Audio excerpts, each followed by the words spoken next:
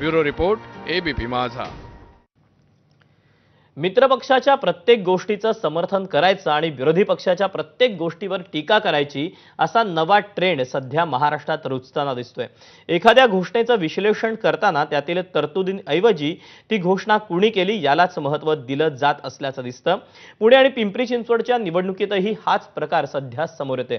ही घोषणा नेमकी कुठली, ती कुणी केली आणि त्यावर टीका कोण करतंय याचा आढावा घेणारा हा विशेष रिपोर्ट पाहूया. अनाऊन्स करायला काय लागतं? आपल्या बापाचं काय जातं अनाऊन्स करायला?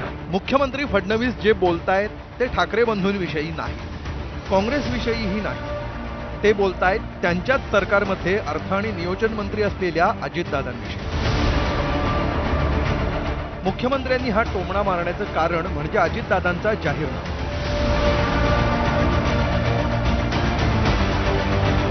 सुप्रिया सुळेंसोबत एकत्रित पत्रकार परिषद घेत अजितदादांनी पुणेकरांसाठी एक घोषणा केली. मी जे काही घोषणा केली त्याच्यात अंतर वाढत नाही. फक्त तिकीट न काढता जायचं, मेट्रोत बसायचं, तिकीट न काढता PMPML बसायचं.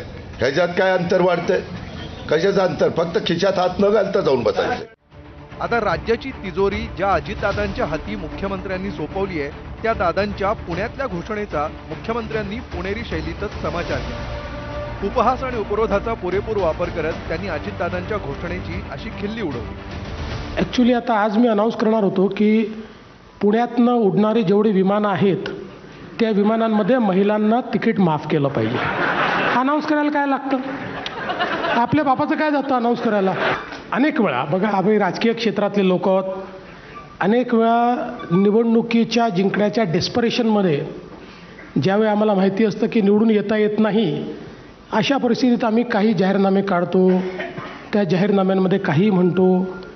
पण तरी माझं म्हणणं आहे किमान पब्लिकचा विश्वास बसेल अशा तरी गोष्टी म्हटल्या पाहिजे ना, म्हणजे आपण करू शकू.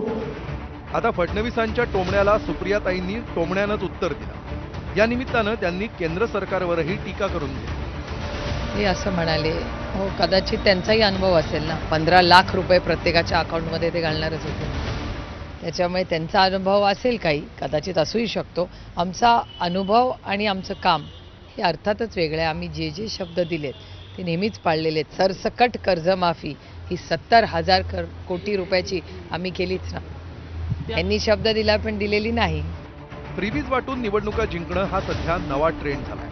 फडणवीस आणि अजितदादा एकत्रितपणे ज्या लाडकी बहीण योजनेचा उदोउदो करतात ते महापालिका निवडणुकीत मात्र यावरून एकमेकांवर टीका करू लागले.